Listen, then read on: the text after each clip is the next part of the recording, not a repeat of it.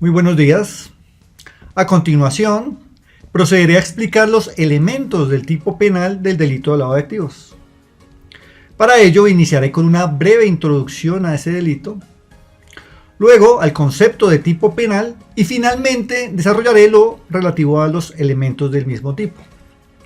La sanción del lavado de activos en los distintos ordenamientos jurídicos nacionales se desarrolla por un interés de la comunidad internacional en la persecución de ciertas formas de criminalidad consideradas especialmente graves y respecto de las cuales, ya sea por las grandes ganancias que producen, como en el caso del narcotráfico, o por los recursos que requieren, como en el caso del terrorismo, se viene implementando una estrategia dirigida a evitar el aprovechamiento de los ingresos ilícitos o la obtención de medios de financiación.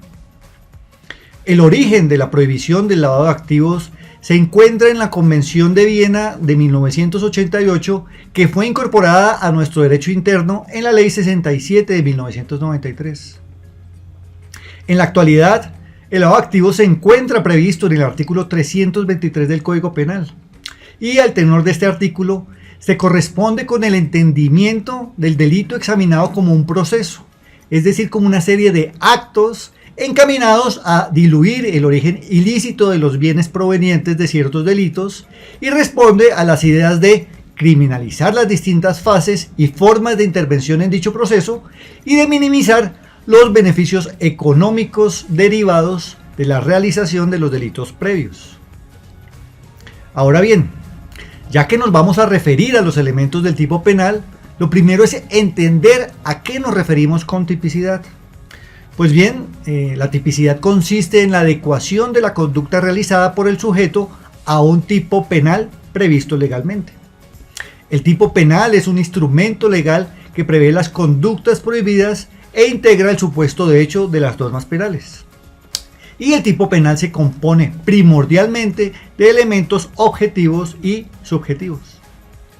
Vamos a referirnos a los elementos objetivos.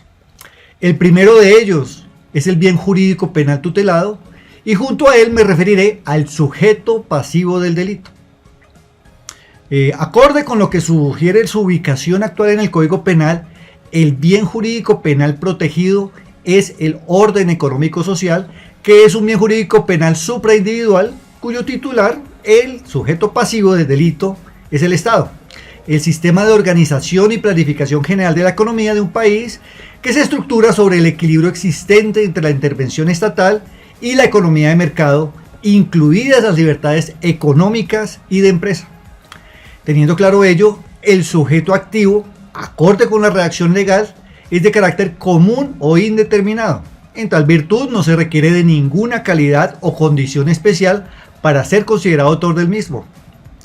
No obstante, es importante señalar que si bien el delito apuntado puede ser realizado por una persona y así está descrito, lo habitual es que sea ejecutado por un número plural de sujetos, cuya participación podrá ser a título de coautores, de cómplices, según sea el caso. Varias de las agravaciones que sufre el delito tienen que ver con el sujeto activo. De esta forma, se sanciona más severamente la conducta de blanqueo cuando es realizada por quien pertenece a una persona jurídica, a una sociedad o a una organización dedicada al lavado de activos, o cuando lo realicen los jefes, los administradores o los encargados de las referidas personas jurídicas, sociedades u organizaciones. Adicionalmente, gracias al artículo 33 de la Ley 1474 del 2011, hay una agravación cuando el autor de las conductas sea un servidor público adscrito a uno de los organismos de control del Estado. Como un tercer elemento del tipo penal tenemos a los verbos rectores. Al respecto, desde su introducción al derecho colombiano, el delito de lavado de activos ha sufrido varias modificaciones orientadas a ampliar su ámbito de aplicación mediante la inclusión de nuevos verbos rectores para ajustar las normas nacionales a las internacionales, aislar social y económicamente al delincuente y evitar posibles lagunas de punibilidad. Y a causa de los sucesivos ajustes, el delito actual abarca casi todos los momentos que constituyen el proceso más o menos complejo de la normalización. La idea original de la Convención de Viena de castigar a quien diera apariencia de legalidad a los bienes provenientes de ciertos delitos se ha modificado para abarcar una serie de actos tales como la conversión, la transferencia, la ocultación, el encubrimiento, la adquisición, la posesión o la utilización, así como incluir sus fases más tempranas, es decir, las de preparación. Como consecuencia de ello, estamos frente a un tipo penal de conducta alternativa mediante el cual se sancionan en realidad tres grandes grupos de comportamientos que se corresponden en líneas generales con las tres modalidades, es decir, los tipos básicos.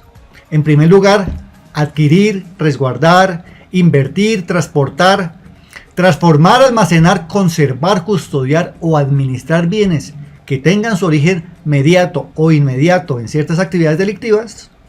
Estos verbos describen actos constitutivos de adquisición, posesión y utilización cuya sanción está prevista en las disposiciones internacionales a condición de su compatibilidad con los principios constitucionales y los conceptos fundamentales del ordenamiento jurídico interno.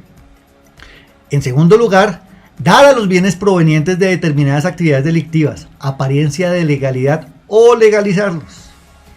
Estas conductas remiten a las de conversión y transferencia previstas en los instrumentos internacionales que por lo general suelen acompañarse de la finalidad de ocultar o encubrir el origen de los bienes de procedencia delictiva. Por último, en tercer lugar, aparecen sancionadas las conductas de ocultar o encubrir la verdadera naturaleza, origen, ubicación, destino, movimiento o derecho sobre los bienes provenientes del delito. Y finalmente, como cuarto elemento objetivo del tipo penal, se encuentra el objeto, que puede hacer referencia a cualquier bien, no solo dinero, que tenga su origen mediato o inmediato en uno de cualquiera de los delitos previos. En ese sentido, la expresión activo es equivalente a la de bien y conforme se ha entendido desde la Convención de Viena en su artículo primero, se alude en sentido amplio a los de cualquier tipo. No obstante, lo normal será que las conductas se regularicen efectivamente con dinero, debido en buena medida a su carácter altamente fungible.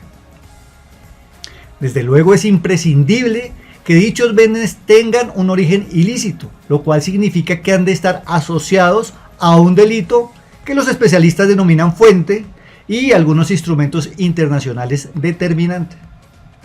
En este sentido, ha de quedar claro, primero, que la actividad originaria debe ser previa e ilícita, y segundo, que es preciso verificar un nexo entre dicha actividad y el bien objeto de normalización, sin que se exija una condena previa. El legislador nacional no usó la palabra delito decantándose por la más neutra actividad, si bien dejó claro que la misma ha de ser ilícita y penalmente relevante.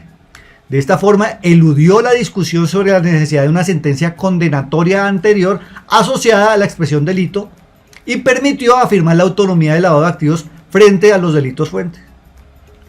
Ahora, en lo que tiene que ver con los elementos subjetivos, vamos a referirnos al dolo y a los elementos subjetivos distintos del dolo. El delito de lavado de activos es doloso, de ahí que resulta importante remarcar que el sujeto activo ha de conocer los hechos constitutivos de la infracción penal y querer su realización. En cuanto a la modalidad culposa, sabemos que solo puede ser tenida en cuenta cuando el legislador expresamente la hubiera previsto, y tratándose del delito de lavado de activos en lo que tiene que ver con Colombia, ello no ocurre. Esto último, por cierto, va en contravía de lo previsto en la ley modelo, en el reglamento modelo o en las recomendaciones del GAFI, que sugieren la inclusión de la forma imprudente en los ordenamientos internos. Tratándose del requisito cognitivo necesario para la imputación a título doloso, se trata entonces de que la gente tenga una idea general acerca del origen espurio de los activos.